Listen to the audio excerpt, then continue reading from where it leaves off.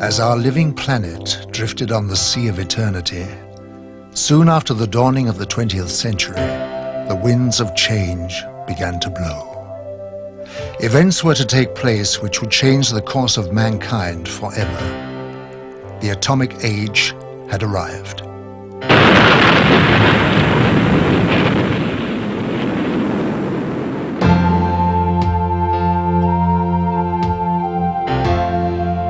As man detonated weapons of immense power, lights started to appear in the sky in a way that suggested that something was following the course of events. The shattering thought imposed itself that we were perhaps not the only inhabitants of the universe. Since the beginning of civilization, we had been watching the stars, never dreaming that they, in turn, might be watching us. History was about to change.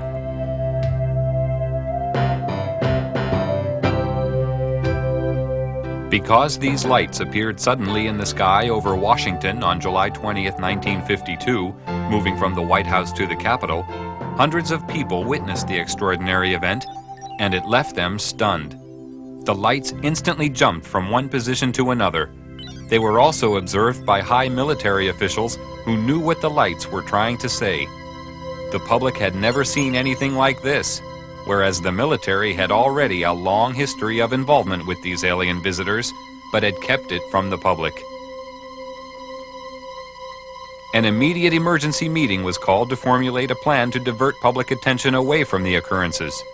From that day on, it was decided to place the subject under the highest classification of security. Then came the first announcement to mislead the public made by Chief of Air Intelligence, Major General John Sanford. We can say that the recent sightings are in no way connected with any secret development by any agency of the United States. From that day on, the biggest secret of the century began. How did it all start?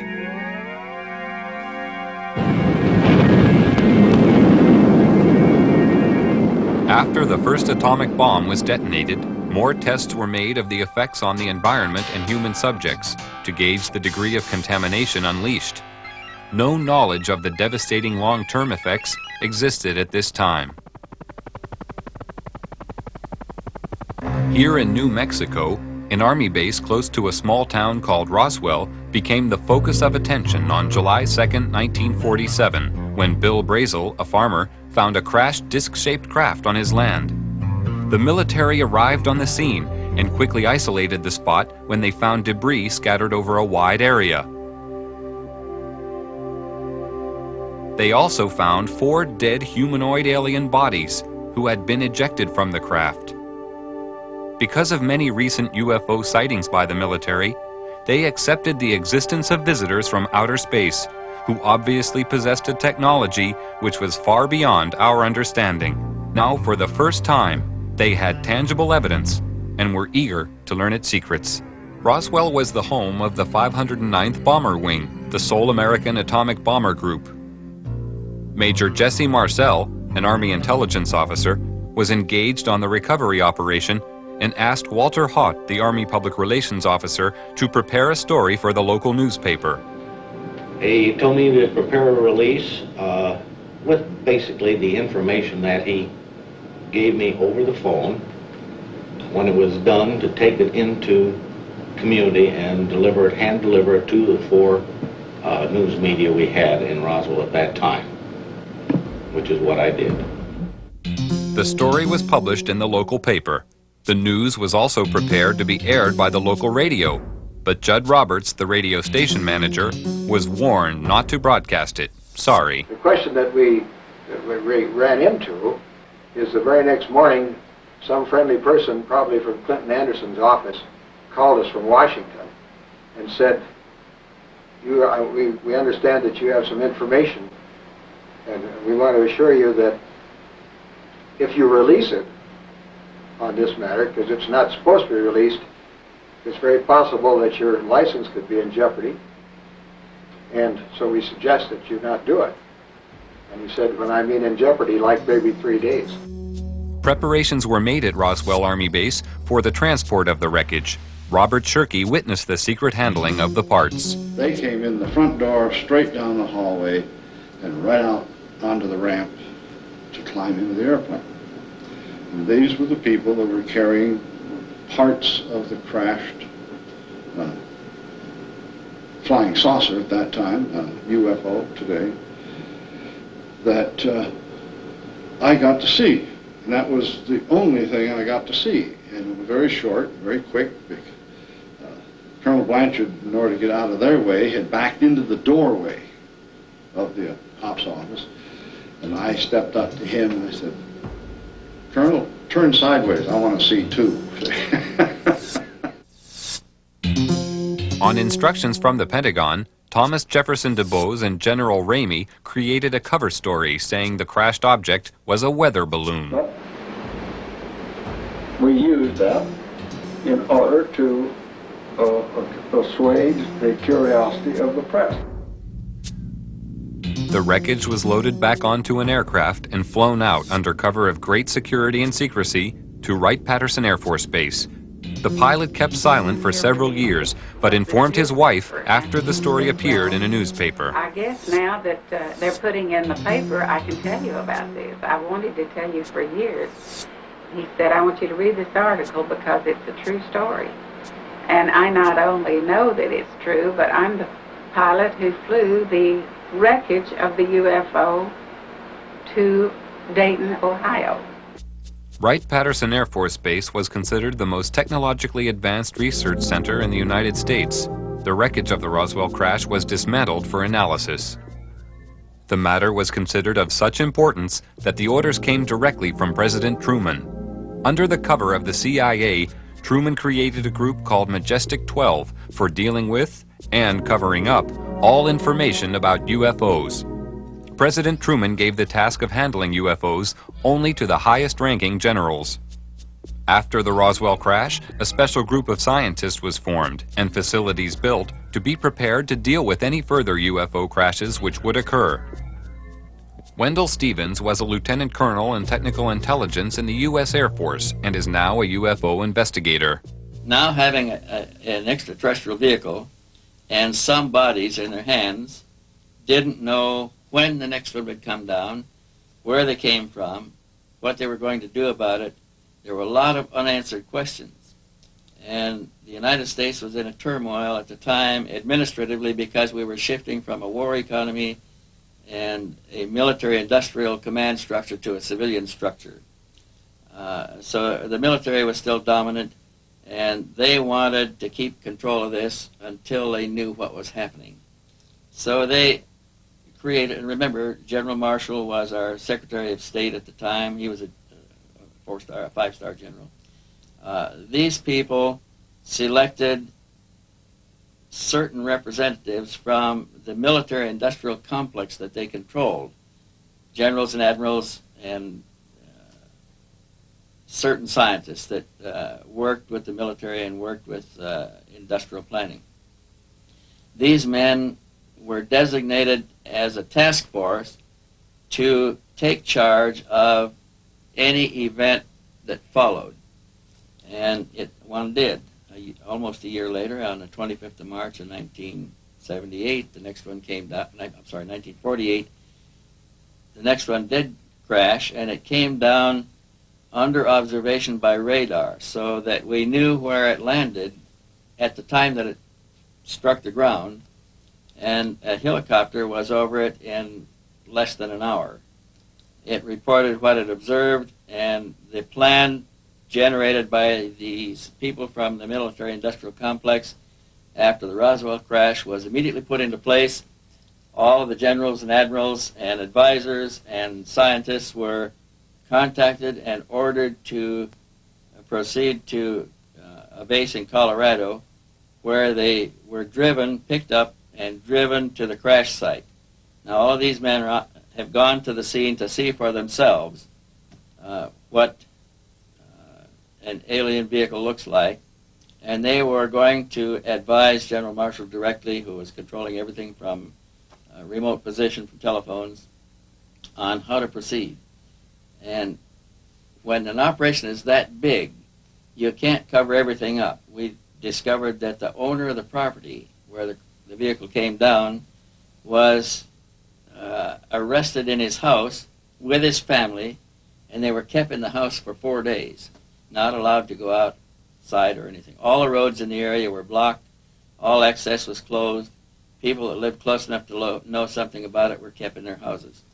Now, if it never happened, then this evidence wouldn't exist. But now we are finding solid evidence that something strange did happen and that these events actually took place. Then we found people who observed the recovery of the craft from a distance, that saw the task force moving across off roads over country to a secure military facility at Los Alamos. And with these leads, we were able to turn up other witnesses, all of whom had been sworn to secrecy by their superiors at the time they participated in these events. And only a few of them would talk to us, and only on condition that they not be identified because of their vulnerability. What happens in a case of violation of security oaths of this nature, they could lose all pay and allowances due or ever to become due. They could be imprisoned. They could be fined a lot of things that none of them could stand. Through Secretary of State General Marshall, the security of the UFO situation was intensified. A closer relationship developed between the military and Majestic 12. As time passed, the power of Majestic 12 grew stronger. Virgil Armstrong was an intelligence officer with the CIA and worked with highly classified assignments. He retired with the rank of major.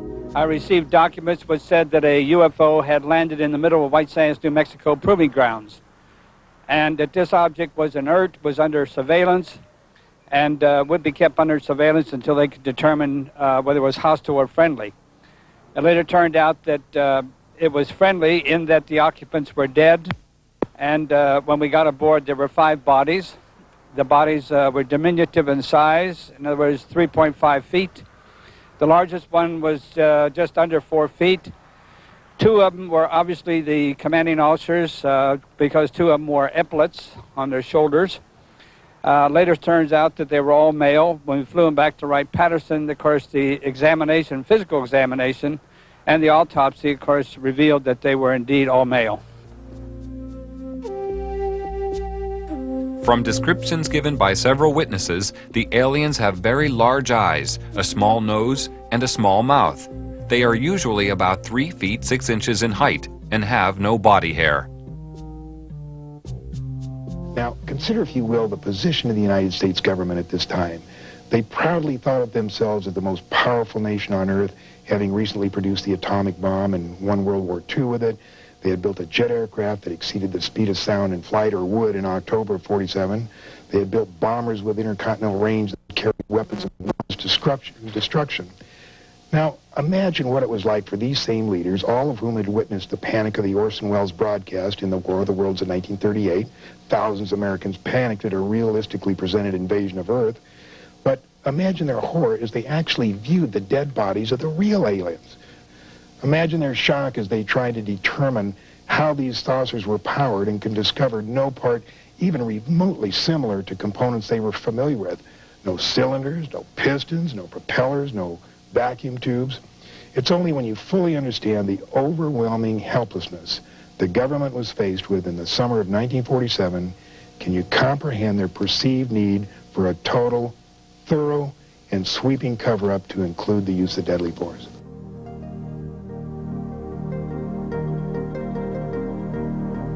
Increasing numbers of civilian witnesses reported seeing UFOs between 1945 and 1950. Among these, many reported personal contact with aliens who look exactly like us and had come in our best interest to guide us through our problems and warn us against taking the wrong direction. Many of our race already exist on your planet, living and working among you for the purpose of giving advice and guidance to a limited number of individuals with whom they make contact. The people contacted know we are among you, and have been chosen because of their awareness and understanding of the higher cosmic laws. Your society is not yet ready to be made aware of our presence, but as your evolution progresses, we will reveal ourselves. Your authorities persist in trying to entrap our kind with the purpose of obtaining knowledge for aggressive means. This cannot be permitted to occur, and is the main reason for our secrecy.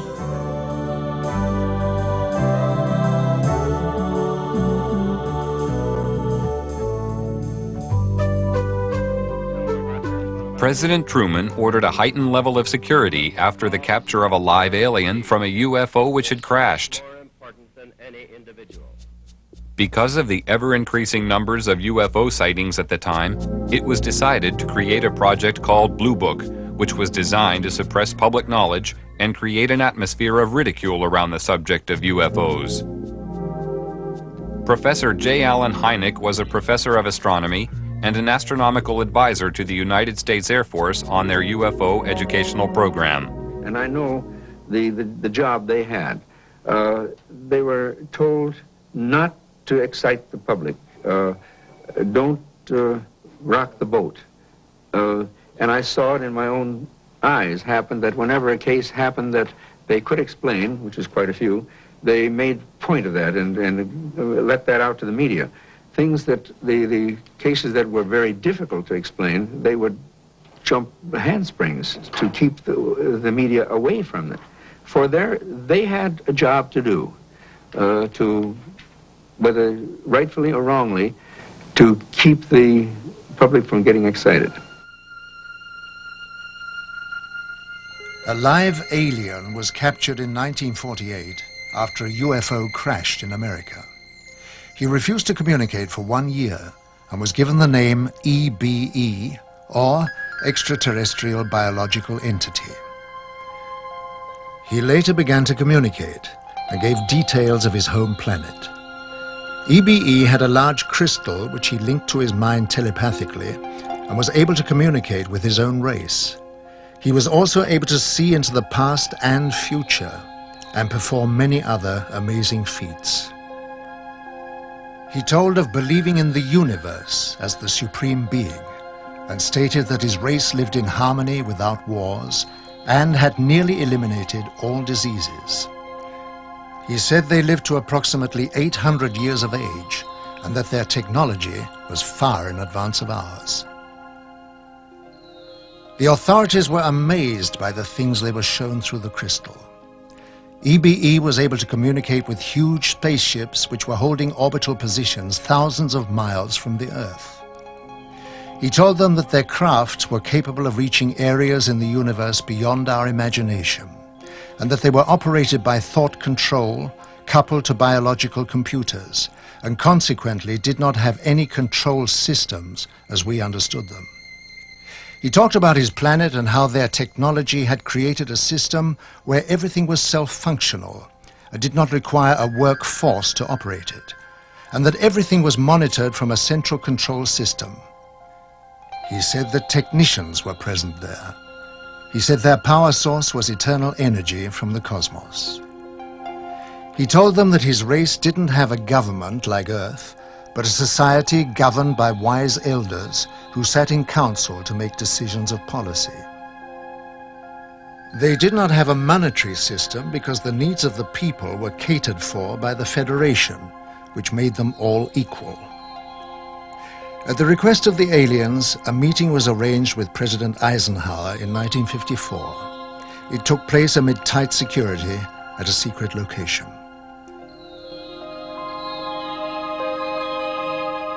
At this meeting, negotiations took place regarding the permitted presence of the aliens on Earth. Eisenhower told the aliens that the world was not yet ready for them.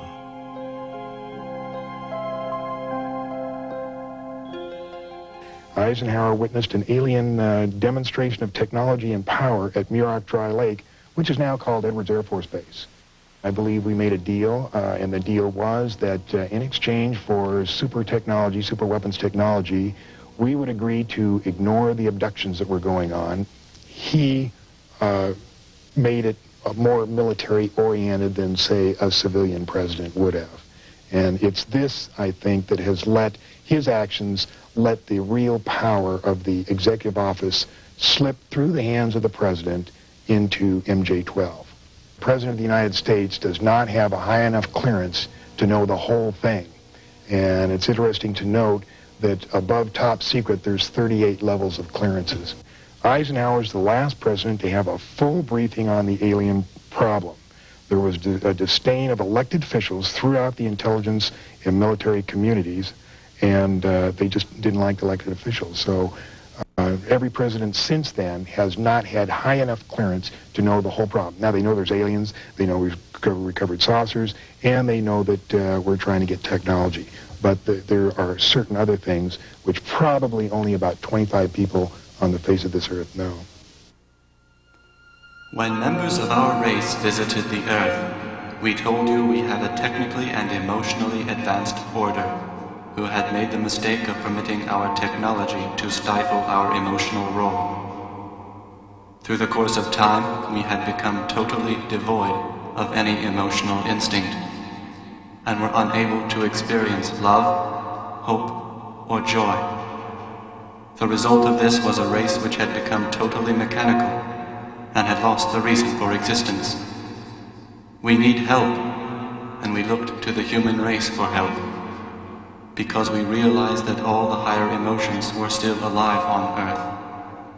We requested the facilities and material biological assistance necessary to transfer the DNA to our race, to assist us in evolving again. The loss of our emotions was a gradual process which came about silently, without us being aware of it, until it was too late. We now realize that emotion is the greatest gift any creature can have, and without it, existence has no meaning. We need to feel the joy of love and beauty, and to be able to be happy or sad, or even cry and show affection to our own kind. To bring back the spirit of friendship and loving harmony to our world. It is rather problematic about talking or analyzing possible reasons for extraterrestrial visitors. What is the purpose? What are their intentions? If we speculate about the motives of extraterrestrials, we can only do it from a human point of view. However, we must really accept also the possibility that extraterrestrials are, from their mental makeup, from their psychological makeup, so different that motives cannot be compared. They may be completely unemotional in investigating human civilization. They may have no emotions like pity. They may have no emotions like happiness. So the speculation is difficult. When coming down to Earth, it ceases to be free space, with systems to monitor every move. I happened to see flying saucer on several occasions on the radar. I even intercepted with 4 jets in '55, and it was clear to me that the saucers we intercepted could hear what I told the pilots, because they reacted on my instructions to the pilots. It was one day when one of my people in the radar called me and said, "Major," I was captain at that, "Captain, we have something on the screen which passes with a speed of 18,000 kilometers per hour. Impossible. Nothing could fly with that speed. I went out there, yes. They were passing with 18,000 kilometers per hour. All of a sudden, after some while, they did not pass anymore. They were stationary around the field. And they came and they left without we could see it. All of a sudden they were there. All of a sudden when the sweep came around, they were gone. I contacted the operations officer and the station commander. They both came out and they wouldn't believe me. I said, "Give me 4 aircraft and I'll intercept them." Okay. Sometimes there were about 20 objects around the field, and sometimes we were down to a few. It was fog, and therefore a lot of people afterwards said, oh, it was inversion, but it was not. It's proven afterwards it could not be inversion, which is a meteorological phenomenon. So at 11 o'clock I had 4 jets at the runway, and at 11 o'clock the fog lifted so we could take off. And I ordered the 4 jets to take off. In that moment there was 12 objects around the field. And when I said you are cleared for takeoff to intercept unidentified flying objects, 10 of them went away. Right when the sweep came back, there was only 2 left. One 10 miles north of the field, one 15 miles south of the field. I sent the 2 aircraft to the north and the 2 aircraft to the south. 2 aircraft to the north came first, and I said, your boogie, which is the object, is 12 o'clock straight ahead. 12 o'clock, distance 5 miles, altitude unknown. Do we have it in sight? Gone. Came the next one. When it came up, I said, your boogie is 12 o'clock, range 5 miles, altitude unknown. Do we have it in sight? Gone. So it was clear they could hear what I said. But while the visitors monitor our every move with their superior technology, being technically advanced does not always ensure their own safety. This was proved by the UFO crash in the Kalahari Desert in 1989. One of the most documented cases of all time referred to a 60-foot wide spacecraft which was forced down on the border of South Africa. This craft impacted with the desert at high speed, causing a crater 450 feet in diameter and 36 feet deep. Official military documents reveal that the craft entered South African airspace at 1:45 p.m. on the 7th of May 1989 and was intercepted by 2 Mirage jet fighters. Because the craft failed to respond to communication, one of the fighters was ordered to attack the craft with an experimental laser cannon. This caused the craft to lose altitude and crash. After the craft was retrieved, it was removed to a secret Air Force base, and on arrival at this base, it was found a door had partially opened in the side of the craft.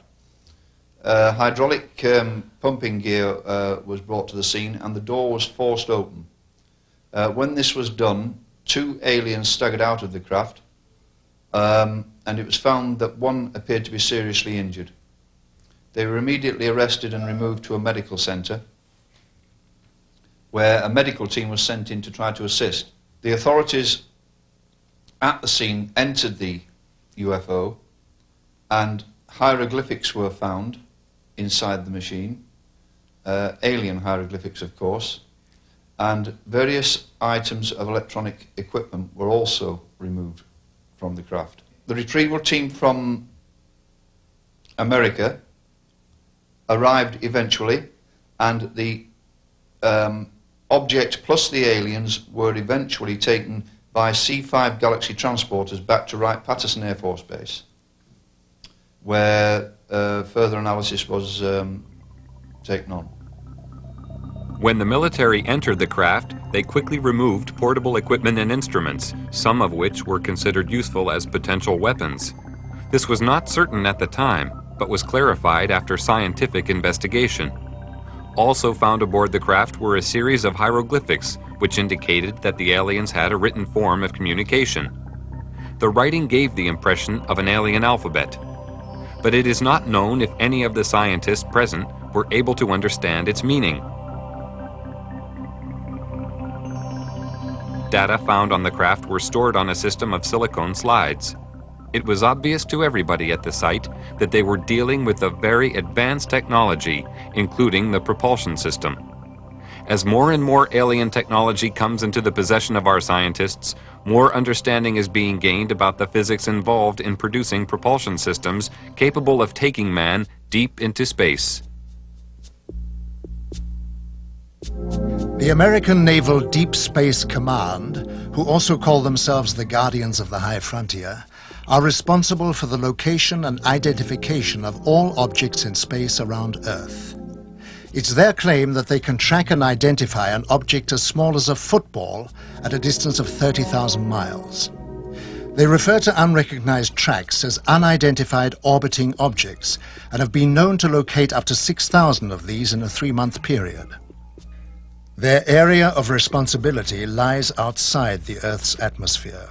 Below this level, the monitoring of the sky is taken over by NORAD, which is the North American Air Defense Network.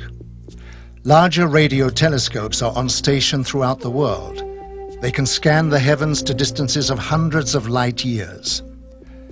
This network of space surveillance ensures that any object heading towards the Earth can be tracked from a vast distance.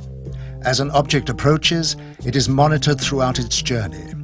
If any object should land or crash on Earth, the contact point is known immediately, and quick response teams swiftly arrive on the scene. This network was created after the Roswell incident, and since that time has developed into a sophisticated search and retrieval operation. Quick response teams are located in strategic positions throughout the world.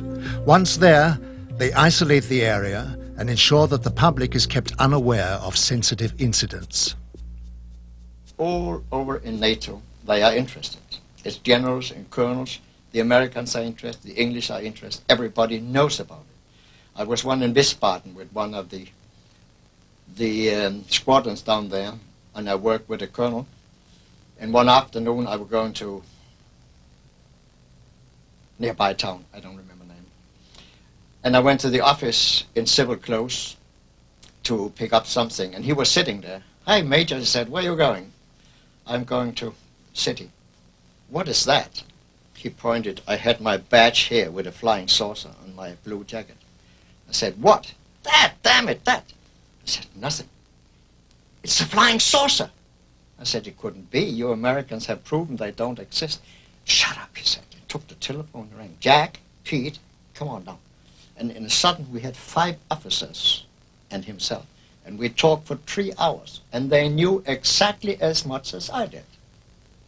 So everybody knows about it. And it is not illegal. And you are not disliked. I have talked with generals for hours, not on my purpose. They asked me to talk with them about it. They have received my magazine, UFO Contact, for years. So they are interested, but since the public opinion is secrecy, they can't go any further. Although many years have passed since the beginning of the UFO era, the veil of secrecy has remained to keep the public uninformed. Despite the suppression of information, millions of people throughout the world are still seeing and reporting the presence of UFOs in our airspace. And many more millions are now firm believers in the presence of extraterrestrial flying machines. They know that UFOs exist. I think what has happened over the years, the government has lied so much that they have painted themselves into a corner, and it's almost impossible for them to tell the truth today. The biggest secret in the history of mankind, and the government is not going to let this out. There is no way to get anything out under the Freedom of Information Act. In Russia, the subject of UFOs is now out in the open. Marina Popovich is a retired Russian cosmonaut and fighter pilot. During her military career, she was twice awarded her country's highest military order, Hero of the Soviet Union. She is now one of Russia's leading UFO researchers. 10 years ago, people only made jokes about this subject. Now the attitude to UFOs is very positive. The majority, 80%, think there is extraterrestrial intelligence and that this intelligence is trying to establish mutual contact with us. Now cosmonauts and pilots are more willing to report their contacts with UFOs when they have taken place. Unlike the rest of the world, the Soviet Union has an openness about the subject of UFOs. They even have a monthly television program devoted entirely to it. In the near future, university courses will also be available to study the subject. Several Soviet generals have already stated that there is no question as to what UFOs are. We know they are alien spacecraft. But at the Center for UFO Studies, we have a computerized data bank that now has more than 75,000 UFO reports on it. And what is even more interesting, they come from, by latest count, from 133 countries. When you start reeling off the countries, it sounds like a roll call at the United Nations. And even more interesting than the just numbers themselves don't mean so much. But the thing that finally convinced me that we were not dealing with nonsense is basically the caliber of the witnesses. Many of the reports are made by highly responsible people, impeccable integrity, people in technical training, air traffic controllers and military and commercial pilots. Finally got to the point, it took me quite some time, I finally got to the point, however, where I simply said, I can't continue to call these people deluded or nuts. They are seeing something. Something is real. The late J. Allen Hynek was an astronomer, just like I am. His background and mine are very similar. He was for many years a professor of astronomy, and so was I. And what Hynek said was, UFO research is leading us kicking and screaming into the science of the 21st century. Like Hynek, I sought to debunk the reality of UFO phenomena, and like him, discovered just the opposite. Technology has advanced rapidly over the past 50 years for all the world to see. But in secret locations, amid tight security, the true advance of technology is hidden from public knowledge. From one such location came the stealth bomber. This futuristic aircraft is the only type known which has the ability to fly into radar-protected areas unobserved, almost without sound, to perform whatever task is necessary. The technology used in the production of the aircraft is a giant leap forward from conventional technology, and the question has to be asked, where did it come from? At one super-secret US government test facility situated in the Nevada desert, strange glowing lights are regularly seen performing aerobatic displays which are far beyond the capability of our known aircraft. They seem to be intelligently controlled. Can this be yet another example of some secret, very advanced technology? Or are the authorities hiding some exotic foreign contrivance? Here at Area 51, also known as Dreamland, is the most highly protected and secret facility in the whole of the United States. Bob Lazar, a physicist, worked on special projects within this complex and felt compelled to reveal what he saw. They are actively and have in their possession alien spacecraft, and they are actively undergoing analysis and flying them. They set up and produce their own gravitational field. Just as the Earth holds all matter down, they produce that same field, but out of phase, and it repels itself. The effects that can cause, the way in which everything operates is by all intents and purposes, magic. I mean, it is so far beyond our level of technology. Why is such technology available only to the few and not to the whole of mankind? Have we the right to know? Are we ready for it yet? Or is the race for technological advantage more important? Why keep a secret about probably one of the most important events in history, that there's been contact from an alien civilization? It's a significant event in history, more significant than anything. With the tremendous distances involved, travel to the stars would seem impossible. But with man's endeavor and resourcefulness, these problems will be overcome as they always have been in the past. Scientific estimates tell us that there will be a breakthrough in space travel in the near future. When the boundaries of distance break down, the Earth will become our home, the universe our world. From a point of physics, there are possible models today which may enable shortcuts in the space-time continuum. One of these shortcuts may be black holes. Black holes are the remainder of very large stars which have collapsed to a so-called singularity. And when stars do collapse to a singularity, they leave a tunnel, a gravitational tunnel behind, a rotating tunnel. And in this tunnel, space and time has a completely different meaning than to the normal usage that we make of space and time. Thus, in a tunnel, the so-called Einstein-Rosen bridge, time runs backwards. So a spacecraft which would dive into such a tunnel would move forwards in space and backward in time. When we talk about hyperspaces and opening up the number of dimensions, and if we were to build a vehicle, if our science has progressed to this point, our technology, the applied science, if we develop a vehicle that is capable of doing that, traveling across the universe is not traveling through one space. It's flipping into these other spaces where the other one is only a short space away, a few inches away.